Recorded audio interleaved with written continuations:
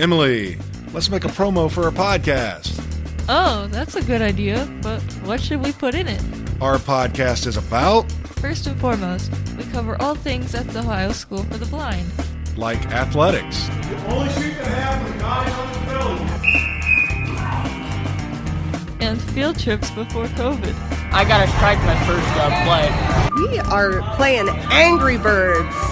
messages from the administration, I think we're going to have an awesome year. And interviews from our alumni. I was really excited to go to OSSV for two reasons. special class activities, Don't tell me my name is too easy, sir, if you can't tell me the contraction. And meeting new staff and students. Wait, you're the librarian? Yeah. You look different. Okay. This is all cool, but how do we make this a promo? We just did. So tune in to hear all that is happening at the Ohio State School for the Blind. Welcome to the Living the Dream podcast with Curveball. If you believe, you can achieve.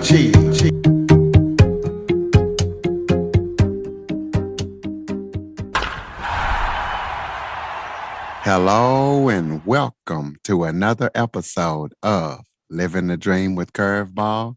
I am your host, Curveball, and today I am joined by Marita Nizam. She is going to be talking about kids being bullied, how they can find their sense of self, and why they are vulnerable. So if you have kids that might be being bullied or know somebody that's going through that, you might want to check out this show. Marita, thank you so much for joining me today. Thank you for having me. I'm really excited to talk about the subject because I think it's very important. Absolutely, it definitely is. So why don't you start off by giving the audience a little bit of background about yourself and tell us why you decided to go into this topic. Okay, just briefly, I was born in Germany. I grew up in a small town over there. I came to Canada in 1989. I was trained as an ECE, early childhood educator. So I've always loved being around kids. I've also worked with kids, and I especially, maybe I shouldn't say I have favorites, but I especially love the age from 3 to 6. I think it's just so much fun, and they're so amazing at that age.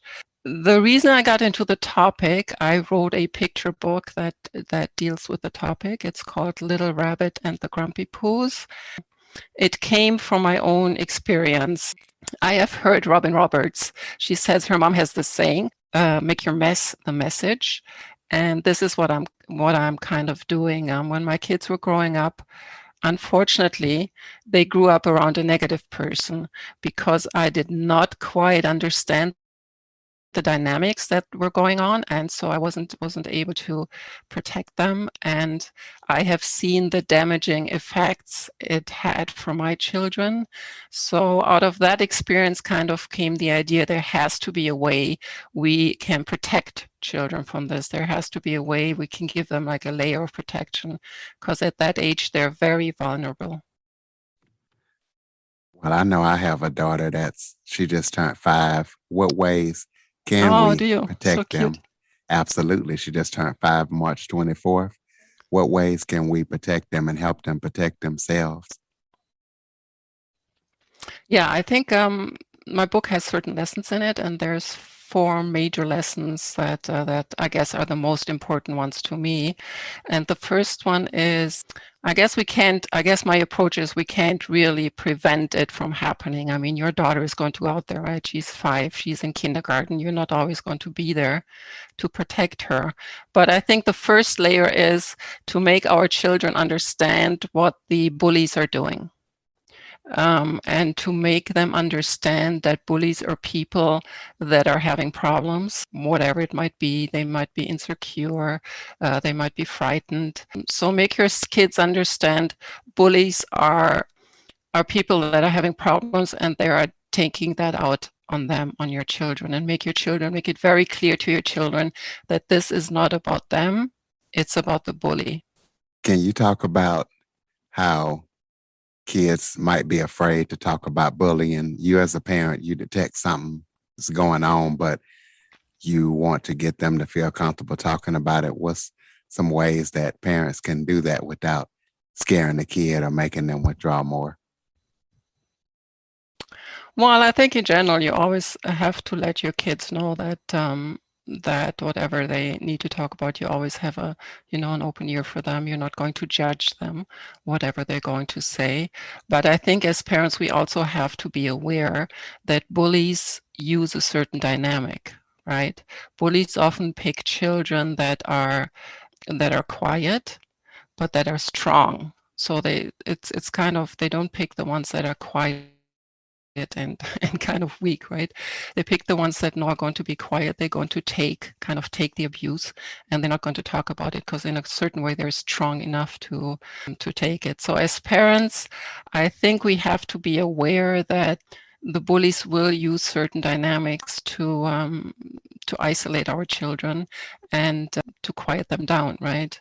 That's why I am kind of taking the approach that we can't really control what the bully is going to do, right? You can't really control what's going to happen at school.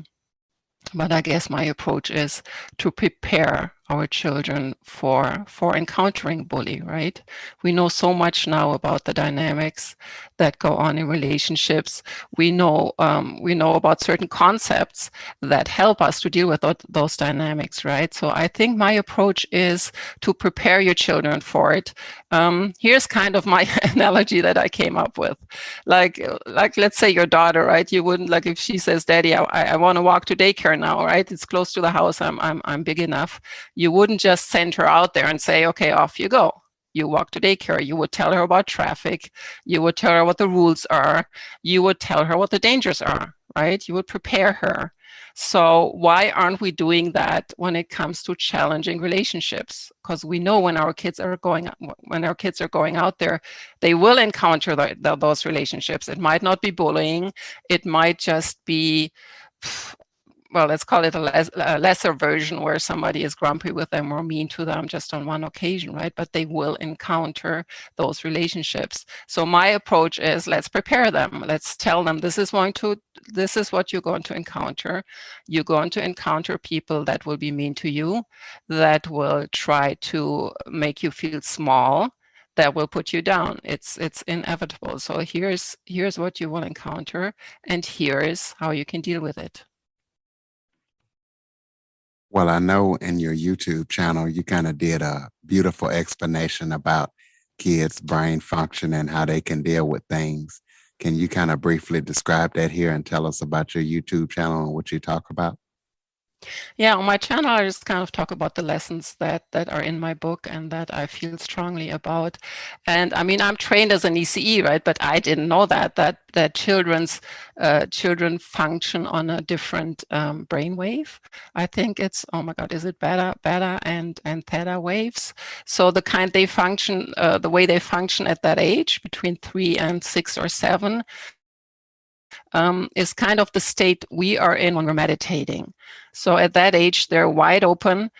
They're wide open to learn. I mean, it makes sense, right? They're just figuring out who they are in this world and how the world functions. So their brains are wide open for learning, and they're wide open to receive beliefs about themselves and beliefs about the world. So if at that age, somebody shows up in their life that's telling them, you're not good enough, you're not smart enough, you're not pretty enough, whatever it is, they're going to take it in. What advice would you give educators, because a lot of times when the bullying is going on, it could be at school or daycare. What advice would you give the caretakers of our kids that are going to be caring for them, maybe while they're at school or daycare? Yeah, that's a tough question. That really is not an area I cover with the book, but I've been an ECE myself. I've worked with kids. I think for me, the first one would be to get to know your children. May it be in kindergarten or in school. Like, don't just look at their external behaviors, like what's happening on the surface.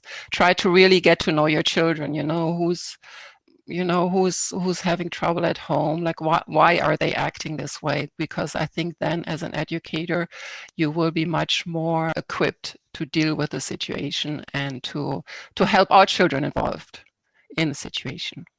Do you have any other projects that you're working on besides your book? Any kind of courses or classes to talk about bullying or speaking engagements? No, right now it's just about the book, and there will be a second book that's going to talk about boundaries. Right now, like, I just want to go out and talk to parents about those points about that they should explain to your children what they are going to encounter when they go out there and have relationships.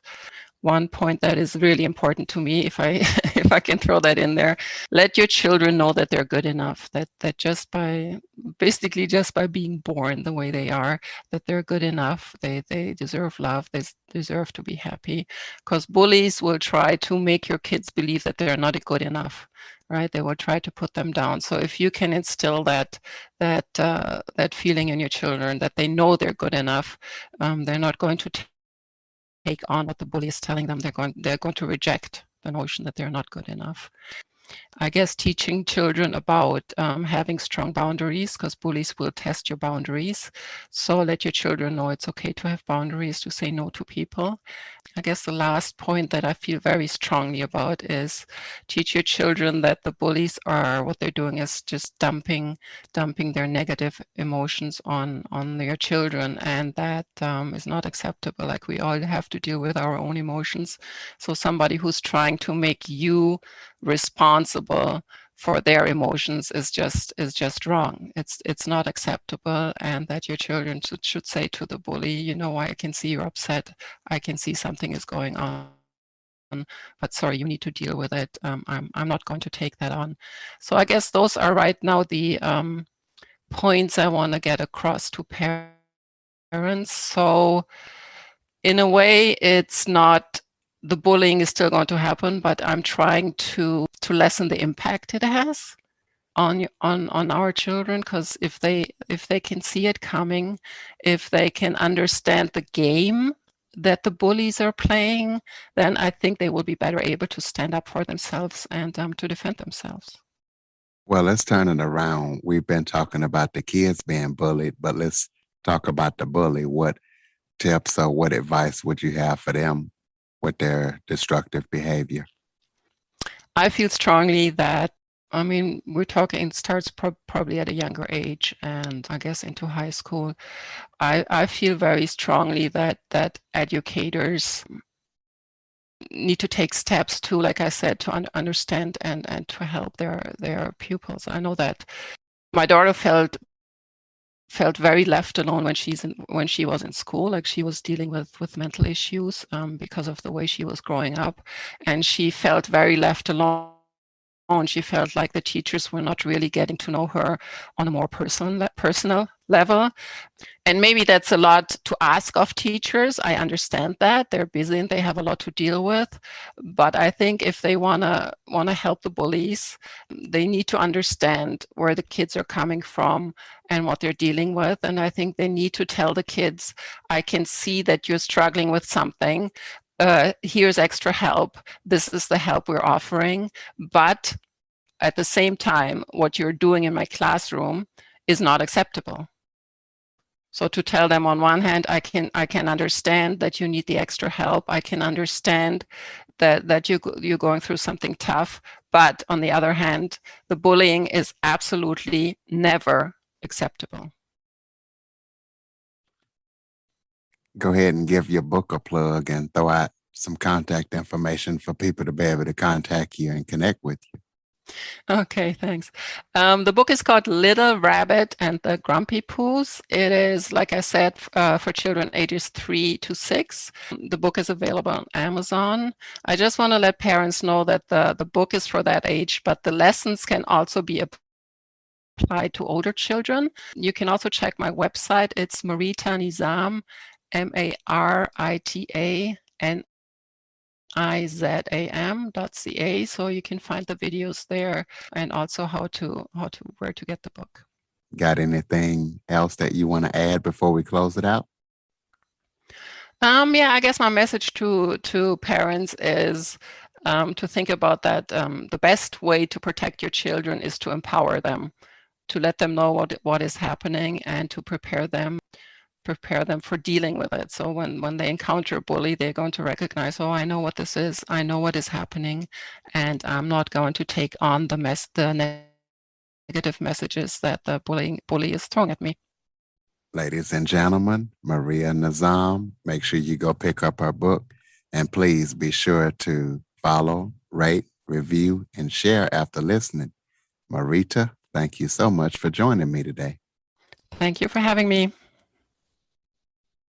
For more information on the Living the Dream podcast, visit www.djcurveball.com. Until next time, stay focused on living